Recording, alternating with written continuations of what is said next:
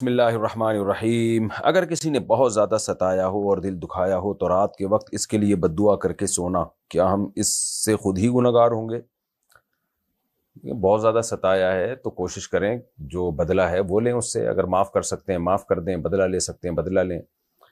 بہت زیادہ ستایا تو اور انتقام کی کوئی صورت نہ ہو تو بد دعا دینے کی بھی گنجائش ہے۔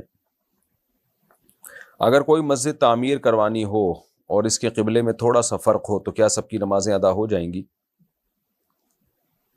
اچھا، تعمیر کروائی ہو، قبلے میں تھوڑا سا فرق ہو تو نماز تو ادا ہو جاتی ہے اس سے، لیکن یہ جائز نہیں ہے کہ مسجد کی تعمیر اس رخ پہ کرائی جائے کہ آپ کو معلوم ہے کہ قبلہ 2-4 ڈگری یا 5-6 ڈگری دائیں بائیں ہیں، تو یہ ساری زندگی کے لیے جان بوجھ کر ترچھی نمازیں پڑھنا، نماز تو ہو جائے گی کیونکہ 45 ادھر 45 ڈگری ادھر سے بھی نماز ہو جاتی ہے، تو اس لیے اس کو آسانی سے اس کا قبلہ بالکل صحیح رخ پہ اگر کر سکتے ہیں تو اس کو کرنا ضروری ہے، اور اگر ایزیلی ممکن نہیں ہے، لاکھوں روپے کا نقصان ہوگا، تو کوشش کریں کہ صرف جو امام کی جگہ ہے اس میں ایک ایرو کھینچ دیں کہ اس طرح سے تھوڑا سا کھڑے ہوں، لیکن یہ کوئی مشکل کام نہیں ہے، پوری مسجد اس کے لیے توڑنی نہیں پڑے گی آپ کو، صرف جو امام کا قبلہ ہے نا، فرنٹ دیوار، اس میں تھوڑی سی چینجنگ آئے گی اور قبلے کا رخ بالکل ایکوریٹ سمت میں ہو جائے گا۔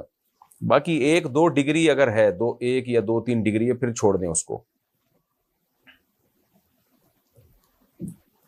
برتھ ڈے یا اینیورسری والے دن اپنے رشتہ داروں سے دعاؤں کی درخواست کرنا جائز ہوگا؟ نہیں، جائز نہیں ہے، دعا ایک عبادت والا عمل ہے، یا تو کبھی بھی دعا کی درخواست کر لیں یا ان مواقع پہ دعا کی درخواست کریں جو شریعت نے بتائے ہیں، اپنی طرف سے ایک چیز کو متعین کر لینا جس کی کوئی شریعت میں حیثیت ہی نہیں ہے، ایک بلکہ احمقانہ سا ایک کام ہے برتھ ڈے منانا، آپ کی عمر زیادہ ہو گئی ہے، قبر کے قریب ہو گئے ہیں تو آپ خوشی منا رہے ہیں، تو یہ تکلفانہ عمل ہے، اس کو کسی بھی طرح سے منانا یہ ایک بچکانہ حرکت ہے، میں حرام ناجائز نہیں کہہ رہا لیکن بچکانہ ضرور ہے، تو اس کو دعا کے ذریعے مکرم اور معزز بنانے کی کوشش کر دینا پھر یہ شریعت پہ زیادتی ہے۔ ظہر کی نماز سے پہلے اگر 4 سنتیں چھوٹ جائیں تو کیا ان کو دوبارہ پڑھنا لازم ہوگا؟ جی ہاں، اگر ظہر سے پہلے کی 4 سنتیں چھوٹ گئی ہیں تو ظہر کے بعد پڑھنا ضروری ہے، ضروری اس سینس میں کہ سنت مؤکدہ ہے، کوئی واجب نہیں ہے لیکن تاکید ہے، جو سنت مؤکدہ نہیں پڑھتا وہ شخص قابل ملامت ہے، ہاں کبھی کبھار رہ جائے تو ایک الگ بات ہے۔ تابوت میں رکھ کر میت کو دفنانا کیسا ہے؟ بلا وجہ تابوت میں رکھ کے میت کو دفنانا جائز نہیں ہے، کیونکہ ہر قوم میں میت کو دفنانے کا ایک مخصوص طریقہ ہوتا ہے، ہر مذہب میں ہوتا ہے، تو اسلام نے بھی ایک مخصوص طریقہ ہمیں بتایا ہے، اس طریقے سے آپ ہٹ نہیں سکتے۔ اب اگر کوئی کہے کہ اسلام نے یہ کہا ہے کہ تابوت میں نہیں دفنا سکتے، تو بھائی اسلام نے تو یہ بھی نہیں کہا کہ جلا نہیں سکتے، اسلام نے تو یہ بھی نہیں کہا کہ اس کو گدھ کے آگے نہیں ڈال سکتے، اسلام نے جب ایک مخصوص طریقہ بتا دیا تو اس کا مطلب یہی کرنا پڑے گا، اس سے ہٹنا ٹھیک نہیں ہے۔ ہاں جہاں مجبوری ہو تو ایک الگ بات ہے، نارملی تابوت میں دفنانا خلاف سنت ہونے کی وجہ سے یہ غلط ہے، لہذا جیسے مسلمانوں میں دفنانے کا رواج چلا آ رہا ہے اسی طرح سے دفنایا جائے گا۔ ضرورت کے حکام الگ ہیں، میں نے بتایا جیسے ضرورت ہو تو ایک الگ بات ہے۔ برہان صاحب، وتر کی نماز میں اگر دعائے قنوت پڑھنا بھول جائیں تو کیا کریں؟ سدہ صاحب کریں اگر دعائے قنوت پڑھنا بھول گئے تو۔ اسلام 360 ایپ کے بارے میں کیا حکم ہے؟ اسلام 360 ایپ ایک لائبریری ہے، انہوں نے بہت ساری کتابوں کو جمع کر دیا ہے، اور یہ بہت بڑی ایک اسلام کی خدمت ہے کہ بہت ساری تفسیریں، بہت سارے تراجم۔ اب ان کا یہ دعویٰ ہے، میری ان سے پرسنل بھی ملاقات ہوئی ہے، ان کا یہ دعویٰ ہے کہ بھائی ہم نے اس بحث میں نہیں گئے کہ کس کا ترجمہ ٹھیک ہے کس کا ترجمہ غلط ہے، ایک لائبریری ہے، اس میں اچھی کتابیں بھی ہوتی ہیں، اس میں وہ کتابیں بھی ہوتی ہیں جن سے آپ کو اتفاق نہیں ہوتا، تو آپ اس لائبریری میں جا کے جو مستند علماء ہیں ان کا ترجمہ پڑھیں آپ، اور مستند علماء کی کتابوں سے آپ فائدہ اٹھائیں۔ انڈیا سے کسی نے پوچھا ہے رخصتی کے بعد بغیر ہم بستری کے کیا ولیمہ کر سکتے ہیں؟ جی کر سکتے ہیں، رخصتی کے بعد ولیمہ سنت ہے، رخصتی سے پہلے سنت نہیں ہے، اس میں یہ ضروری نہیں ہے کہ میاں بیوی کا ملاپ بھی ہوا ہو۔ ہرا گنبد نبیوں کی قبروں پر کیوں بنا ہوا ہوتا ہے؟ اس کی کیا وجہ ہے؟ اس کی کوئی وجہ نہیں ہے، بعد میں ہرا بنا دیا، نبیوں کی تو نہیں، صرف نبی صلی اللہ علیہ وسلم کی قبر اطہر مبارک پر ہے، تو باقی جو انبیاء ہیں ان کی قبروں کا یقین نہیں ہے کہ یہ وہ پیغمبر اس میں دفن بھی ہیں یا نہیں ہیں، 100% یقینی طور پر صرف نبی صلی اللہ علیہ وسلم کی قبر مبارک محفوظ ہے، باقی امکانات کے درجے میں کہا جاتا ہے کہ یہ فلاں پیغمبر کی قبر ہے، یہ فلاں پیغمبر کی قبر ہے، تو لیکن یہ کوئی سنت سے ثابت نہیں ہے، وہ ہرا تھا تو لوگ نے ہرا کر دیا، یعنی ہرا کو مقدس سمجھ لیا۔ گنبد تو تھا ہی نہیں جب نبی صلی اللہ علیہ وسلم کو آپ کے جسد اطہر کے ساتھ زمین میں دفن کیا گیا، تو اس وقت تو کوئی گنبد نہیں تھا، اور بہت عرصے کے بعد جا کے یہ گنبد بنائے، اور سیدہ عائشہ رضی اللہ تعالی عنہا کے حجرے میں آپ دفن تھے۔ تو قبروں پہ گنبد بنانا یا اس کو ہرے کو سنت سمجھنا، یہ ٹھیک عمل نہیں ہے، بدعت عمل ہے۔ باقی نبی صلی اللہ علیہ وسلم کو جو دفن کیا ہوا، تو عمارت تو پہلے سے تھی، آپ کی قبر پہ عمارت نہیں بنی ہے، یعنی کمرہ سیدہ عائشہ کا، بلکہ اس حجرے میں آپ کو دفن کیا گیا ہے۔ ہمارے نبی صلی اللہ علیہ وسلم کے کھانے کے اوقات کیا تھے؟ دیکھیں، ہمارے نبی تو ایک وقت کا کھانا کھایا کرتے تھے، جو عام معمول تھا آپ کا۔ باقی اس زمانے میں جو رواج تھا، جو فطرت کے موافق ہے اور قرآن اور سنت میں اس کا تذکرہ ہے، وہ 2 ٹائم کا کھانا ہوا کرتا تھا۔ ایک تو زوال سے پہلے، جو آج کل کے حساب سے 11 ساڑھے 11 کا ٹائم آپ سمجھ لیں، ناشتہ واشتہ نہیں ہوتا تھا، اور ایک تھا مغرب کے فوراً بعد، یعنی رات کا کھانا، سورج غروب ہوتے ہی کھا لیا کرتے تھے وہ لوگ۔ یہ 2 کھانے تھے جو صدیوں سے اسلامی دنیا میں یہی 2 چلے آئے ہیں، اور آج بھی جو پسماندہ علاقے ہیں، گاؤں دیہات ہیں، جو جدید تہذیب سے انگریزوں سے متاثر نہیں ہے، نہ انگریزوں نے وہاں قدم رکھے، آج بھی وہاں 2 ہی کھانے ہیں۔ میرے شیخ حضرت مفتی رشید احمد صاحب رحمہ اللہ تعالیٰ فرمایا کرتے تھے، ہم نے ہندوستان میں 3 کھانے سنے بھی نہیں تھے انگریز کے۔ ہمارے باپ دادا بتاتے ہیں کہ انگریز کے آنے سے پہلے کوئی جانتا بھی نہیں تھا کہ 3 کھانے ہوتے ہیں، حتیٰ کہ قدیم عربی میں ناشتے کا لفظ بھی نہیں ہے۔ بعض لوگوں نے میرے اس بیان پہ بڑا اعتراض کیا کہ مفتی صاحب کو تو عربی کا ہی نہیں پتا، عربی میں تو ناشتے کو فطور کہتے ہیں۔ بھائی، وہ جدید عربی ہے، میں قدیم عربی کی بات کر رہا ہوں، تو قدیم عربی میں ناشتے کا لفظ ہی نہیں ہے۔ تو یہ انگریزوں کے قدم جب سے ہندوستان میں جمے ہیں، اور وہ ان کا جو سسٹم ہماری سوسائٹی میں پھیلا ہے، تو پھر ناشتہ بھی آیا، ڈبل روٹیاں بھی آئیں، فارمی مرغیاں بھی آئیں، فارمی انڈے بھی آئے، برگر بھی آئے، پیزے بھی آئے، حتیٰ کہ کیفین جسے پی کے لوگوں نے جو ہے نا ڈپریشن کے مریض بن گئے ہیں، نہ ملے تو پاگل ہو جاتے ہیں، کافی، یہ سب چیزیں گوروں نے ہی متعارف کروائی ہیں، کولڈ ڈرنک، یہ مسلمانوں کا ان چیزوں سے کوئی تعلق نہیں تھا۔ تو انگریز نے جہاں بھی قدم رکھے ہیں نا، کچھ نہ کچھ وہ کر کے گیا ہے حساب کتاب اپنا۔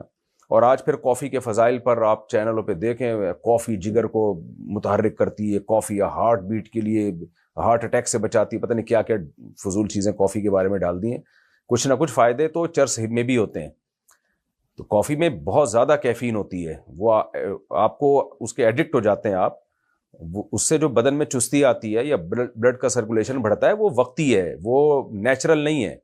وہ ایسے ہے جیسے ہمارے حضرت مثال دیا کرتے تھے، جب گدھا جو ہے چلتے چلتے تھک جائے تو ایک چابک لگاتے ہیں نا اس کے، یا گھوڑے کو ایک چابک لگاتے ہیں، کیسا اچھلتا ہے وہ۔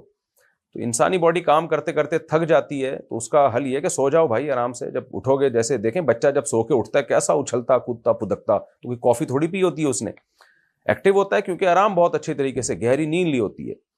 تو اب نیچر سے ہم ہٹ گئے ہیں، بغاوت کر لی ہم نے، گہری نیند لیتے نہیں ہیں، موبائل پہ لگے رہتے ہیں، تو پھر یہی چیزوں سے دھکے دے دے کے اپنے آپ کو چلا رہے ہوتے ہیں، کافی سے اور سگریٹ سے اور چرس سے۔ تو یہ کافی بھی کی مثال بھی ایسا ہی ہے۔ تو اس لیے یوٹیوب کی دنیا میں جو یوٹیوب پہ ڈاکٹروں نے جو اس کے فضائل ڈالے ہوئے ہیں نا، ان سے کبھی بھی متاثر نہ ہو، کیونکہ نیچر سے کبھی بھی نہ لڑیں۔ تو تھکاوٹ کا علاج یہ ہے کہ سو جائیں اور پھر اٹھ جائیں جب نیند پوری ہو جائے۔ تو کافی سے جو ایکٹیونیس ہوتی ہے، باڈی میں ایکٹیونیس آتی ہے، وقتی ہے، اور پھر آج آدھا کپ پیتے تھے تو کل 1 کپ پینا پڑے گا، پھر اس کی مقدار آپ کو بڑھانی پڑے گی، یوز ٹو ہوتے چلے جائیں گے آپ۔ اس لیے جو بہت زیادہ ماہر ہوتے ہیں نا ڈاکٹرز، جو دماغ کے امراض کے بہت زیادہ ماہر ہیں، میں ان ڈاکٹروں کی بات کر رہا ہوں، وہ چائے کو بھی پروموٹ نہیں کرتے، وہ کافی کو بھی پروموٹ نہیں کرتے۔ چائے میں کم درجے کی کیفین ہے، تو اس لیے اس کا نقصان بہت کم ہے، بہت کم درجے کی کیفین ہے، لیکن کافی میں زیادہ ہے۔ اور پھر تمباکو سگریٹ میں نیکوٹین ہے جو اس سے بھی اوپر کی چیز ہے۔ خیر یہ کہیں اور نکل گیا میں، تو کہنے کا مقصد یہ ہے کہ آپ کافی پئیں لیکن یہ نہ اس کے فضائل نہ سنایا کریں، چائے بھی پئیں کافی بھی پئیں، فضائل نہ سنایا کریں، صحت کے لیے یہ چیزیں اچھی نہیں ہیں۔ تو 2 ٹائم کا کھانا ہے جو ہمیں نبی صلی اللہ علیہ وسلم کی سیرت میں ملتا ہے۔ اب دیکھیں اس وقت بھی کسی پیغمبر نے نہیں کوئی ایسی چیز لی ہے جو باڈی کو وقتی طور پر ایکٹیو کر دیتی ہو۔ تو انبیاء کی جو زندگی ہے کھانے پینے میں، وہ رہتی دنیا کے انسانوں کے لیے بہترین نمونہ ہے اس میں۔ تو اس لیے صحابہ کرام کا جو کھانے کی معمول تھا، وہ زوال سے پہلے کھایا کرتے تھے، پھر کچھ دیر آرام کیا کرتے تھے، جس کو قیلولہ کہا جاتا ہے۔ حدیث میں آتا ہے قیلوا فإن الشیطان لا یقیل، قیلولہ کیا کرو، دوپہر کھانے کے بعد تھوڑی دیر آرام کیا کرو. شیطان آرام نہیں کرتا, وہ گدھے کی طرح جو ہے نا اپنے کام میں لگا ہی رہتا ہے. دیکھ لو شیطان کو ہر وقت بہکانے میں لگا رہتا ہے. یہ نہیں کہ تھوڑی دیر بھائی ریسٹ کر لے. تو انسان ریسٹ کرتا ہے تو اس کا دماغ فریش ہو جاتا ہے. تو یہ ہے نیچرل طریقہ باڈی کو, دماغ کو فریش کرنے کا, کہ دوپہر جب آپ نے کھانا کھایا تو آپ تھوڑا آرام کر لیں اور پھر رات کو کھانا کھائیں. ہم تو کھاتے ہی رہتے ہیں 24 گھنٹے, اور ڈاکٹروں نے ہی لگایا اس دھندے پہ کہ ناشتہ بہت ضروری ہے. تو ناشتے کرا کرا کے لوگوں کی توندیں بڑھ گئی ہیں, پھر دوپہر کھاتے ہیں, پھر شام کو کھاتے ہیں, پھر رات کو الگ کھاتے ہیں. اب شکر ہے کچھ میڈیکل سائنس میں جو ماہر ڈاکٹر ہیں وہ آ رہے ہیں اسی طرف کہ نہیں بھائی اتنا کھانا انسان کے لیے نقصان دہ ہے, فاسٹنگ ہونی چاہیے, 2 کھانوں میں وقفہ ہونا چاہیے. چلو دیر آئے درست آئے. اگر گھر میں اکیلے نماز پڑھ رہے ہوں تو ایسے لباس میں نماز پڑھ سکتے ہیں جس میں گھٹنے کھلے ہوئے ہوں؟ نہیں جی, گھر میں بند کمرے میں اندھیرا کر کے بھی نماز پڑھ رہے ہوں تو آپ کو پورا پراپر ڈریس پہننا پڑے گا, گھٹنے ڈھانپنے پڑیں گے. قبرستان جا کر سورہ یاسین پڑھنا کیسا ہے؟ بھائی سورہ یاسین جہاں چاہیں بیٹھ کے پڑھیں. اس کے لیے اسپیشل قبرستان جانا جائز نہیں ہے, کیونکہ قبرستان عبادت کی جگہ نہیں ہے. عبادت کی جگہ مسجد ہے یا گھر. تو قبرستان تو عبرت کے لیے جائیں. تو ویسے ہی قبرستان چلے گئے آخرت کی یاد تازہ کرنے کے لیے, وہاں بیٹھ کے فالتو باتیں کرنے سے بہتر ہے کہ سورہ یاسین پڑھ لی جائے, کوئی سورت پڑھ لی جائے تو وہ ٹھیک ہے. اسپیشل سورہ یاسین پڑھنے کے لیے جانا یہ بدعت عمل ہے. تو گئے اور دعائیں مانگ لی میت کے لیے, سورہ یاسین پڑھ لی, وہ ٹھیک ہے. یعنی گئے تو زیارت کے لیے تھے لیکن وہاں فالتو ٹائم ضائع کرنے سے بہتر ہے کوئی اچھا کام کر لیں. اگر کسی عورت کے بچے آپریشن سے ہی ہوتے ہوں تو وہ کیا بچے روک سکتی ہے؟ دیکھیں یقینی طور پر یعنی ایسا اس طرح سے بچے روکنا کہ رحم ہی آپریشن کر کے نکال دیا جائے, یہ حرام ناجائز ہے, کیونکہ تغییر خلق اللہ ہے. ہمیں اپنی باڈی میں ایسی کانٹ چھانٹ کی اجازت نہیں ہے کہ کوئی پارٹ ہی اڑا دیا جائے کہ اس میں قوت تولید ہی ختم ہو جائے. تو اس لیے وہ مانع حمل تدبیریں جو عارضی تدبیریں ہوتی ہیں وہ اختیار کریں. اور آپریشن سے ایسا بھی نہیں ہوتا کہ کسی عورت کے آپریشن سے بچے ہوئے ہوں تو اگلے بچے میں وہ مری جائے گی, ایسا بھی نہیں ہوتا. میرے علم میں بہت سی خواتین ہیں, ڈاکٹروں نے کہا تھا آپریشن سے بچے آپ کے 3 ہو گئے, اب چوتھا نہیں ہو سکتا, وہ چوتھا بھی ہو گیا ان کے. تو یہ کوئی یقینی چیز نہیں ہے. تو وقتی طور پر روکے جا سکتے ہیں. اڈا ہی اڑا دینا, قوت تولید ختم کر دینا, یہ جائز نہیں ہے. اگر لڑکی عالمہ ہو تو کیا اس کا شوہر بھی عالم ہونا چاہیے؟ لڑکی اگر عالمہ ہے اور صرف روایتی عالمہ نہ ہو, پراپر عالمہ ہو, یعنی اس کو قرآن و سنت میں, عربی زبان میں اور عربی گرامر میں, عربی ادب میں, اور پھر اس کے ساتھ تفسیر میں, حدیث میں, فقہ میں بھرپور مہارت ہو. آج کل جو بنات سے لڑکیاں فارغ ہو رہی ہیں وہ ایسے ہی ہیں جیسے لڑکے فارغ ہو رہے ہیں, تو فارغ ہی ہو رہے ہوتے ہیں. پڑھائی والے تو بہت کم رہ گئے. آج کل مدرسوں میں بھی ہم دیکھ رہے ہیں کہ ٹک ٹاک پہ ہی لگے رہتے ہیں لڑکے. جیسے یونیورسٹیوں میں حال خراب ہے تو مدرسے بھی اب اسی طرف جانا شروع ہو گئے, کیونکہ بچوں کے ہاتھ میں آ گیا اینڈرائڈ موبائل اور لگے رہتے ہیں وہ ٹک ٹاک پہ. تو وہ محنت کرنے والے طلبہ جو دن رات محنت کیا کرتے تھے آہستہ آہستہ شارٹ ہوتے جا رہے ہیں. تو علمی لحاظ سے انحطاط ہو رہا ہے. تو لڑکیوں کے مدارس میں بھی ایسے ہی. تو اگر کوئی واقعتاً عالمہ ہو, یعنی صرف ڈگری نہ ہو, صحیح پراپر عالمہ بنی ہو, تو پھر غیر عالم اس کا کفو اور ہم پلہ نہیں ہو سکتا. اس لیے پھر بلا شدید ضرورت کے اس کا نکاح غیر عالم سے نہ کیا جائے, کیونکہ یہ غیر کفو میں نکاح ہوگا. ہاں اس کا نکاح اگر عالم سے کیا جائے تو وہاں بھی یہ شرط ہے کہ وہ عالم صرف سرٹیفکیٹ کی حد تک عالم نہ ہو, وہ بھی پھر پراپر عالم ہو, با عمل ہو. ہمارے شیخ حضرت مفتی رشید احمد صاحب فرمایا کرتے تھے جو عالم با عمل نہیں ہے نا وہ عالم ہے ہی نہیں, اس پہ علماء کے فضائل ہی فٹ نہیں ہوتے. تو کیونکہ ہم نے دیکھا ہے بعض عالمات شادی کر لیتی ہیں دیکھ کے کہ یہ عالم ہے, تو حالانکہ وہ بد عمل ہوتا ہے, اس کے پھر وہ اتنی زندگی ان کی برباد ہوتی ہے. تو اس سے تو اچھا تھا کہ غیر عالم جو با عمل ہو اس سے کر لیتی. تو با عمل کو پہلے فوکس کرنا ہے, علم کو اس کے بعد فوکس کرنا ہے. لیکن یہ جب ہے جب رشتے مل رہے ہوں, آج کل اتنے رشتے ہیں کہاں لڑکیوں کے لیے, رشتے تو مارکیٹ میں ہیں ہی نہیں. ہم تو کہتے ہیں نا 2 3 3 4 4 شادیاں کرو تاکہ عالمہ کی شادی بھی اس کے جوڑ کی شادی ہو, تو جوڑ میں اس کا نکاح ہو. لیکن آج کل ہے ہی نہیں. تو اس لیے لڑکیوں کے ماں باپ جہاں کر رہے ہوں بس آنکھ بند کر کے کر لینی چاہیے. ایسا نہ ہو کہ عالم کے چکر میں جو بیچارہ غیر عالم ہے اس سے بھی جائیں, پھر جب عمریں زیادہ ہو جاتی ہیں تو کوئی بھی نہیں کر رہا ہوتا. پھر ماسک لگا کر نماز پڑھنا جائز ہے؟ مکروہ ہے, منہ کھول کے نماز پڑھنا چاہیے. ہاں کوئی مجبوری ہو, ضرورت ہو تو ہے الگ بات ہے. رشتہ دار اگر سودی بینک میں نوکری کرتا ہو تو اس کے گھر دعوت میں جا سکتے ہیں, اگر نہیں جائیں گے تو بہت ناراض ہوگا. لا طاعت لمخلوق فی معصیت الخالق، اللہ کو ناراض کر کے مخلوق کو خوش کرنا جائز نہیں ہے، شریعت کی ایک باؤنڈری ہے۔ تو اگر سودی بینک میں جاب کرتے ہیں، اور جاب بھی، اس جاب کی نیچر بھی یہی ہے کہ وہ کچھ سود میں کسی نہ کسی طریقے سے انوالو ہیں۔ ایک تو جاب ہوتا ہے چوکیدار ہے سودی بینک میں، وہ تو صرف ایک حفاظت کر رہا ہے، اس کا سود سے کوئی لینا دینا نہیں ہے۔ مالوں کی حفاظت کرنا تو بہرحال ضروری ہے، جو لوگوں کی امانتیں پڑی ہوئی ہیں، یا کوئی الیکٹریشین ہے آ کے بجلی کا کام ٹھیک کر کے چلا جاتا ہے، تو اس کی جاب تو حلال ہے۔ لیکن سود میں انوالومنٹ ہے، جیسے مینیجر ہے وہ تو پورے سسٹم کو دیکھ رہا ہے نا، یا جو ہے وہ اکاؤنٹ کھولنے کے لیے جو وہاں ملازمین بیٹھے ہوئے ہیں وہ بھی سود میں تعاون کر رہے ہیں آپ کے ساتھ، تو ایسے شخص کی جاب حرام ہے، یعنی اس کی جو آمدن آئے گی وہ جائز نہیں ہے۔ تو اگر کوئی آپ کے ریلیٹیو ایسی جاب کر رہے ہیں اور ان کی زیادہ تر آمدن یہی ہے، تو پھر ان کے ہاں آپ کھانا نہیں کھا سکتے، کیونکہ وہ کھانا ناجائز ہے۔ اور اگر کسی مجبوری سے کھانا پڑ جائے تو آپ ان کو ایک دفعہ بتا دیں تو کافی ہوگا، ہمیشہ بار بار یاد دلانا ضروری نہیں ہے کہ بھئی ہم آپ کے گھر جب بھی کھانا کھائیں گے یا آپ ہمیں جب بھی کوئی گفٹ دیں گے تو ہم اتنے پیسے صدقہ کریں گے، ہم نے پہلے سے یہ نیت کر لی ہے، تو یہ فری کی دعوت نہیں ہوگی، ہم نے اتنے پیسے صدقہ کرنے ہیں، تو پھر آپ کے لیے کھانا جائز ہو جائے گا، اور صدقہ کرنا بھی لازم ہے۔ پھر فون کال پر گواہوں کے سامنے ایجاب و قبول کیا اور مہر طے کر لیا، اور پھر سب میں اعلان کر دیا کہ ہم میاں بیوی ہیں، کیا اس طرح سے نکاح ہو جائے گا؟ نہیں جناب، فون کال پر میاں بیوی ایجاب و قبول کریں تو اس سے نہیں ہوتا، فون پر وکیل بنائیں اور ایجاب و قبول کی مجلس ایک ہی ہو، جہاں ایجاب ہو وہیں قبول بھی ہو۔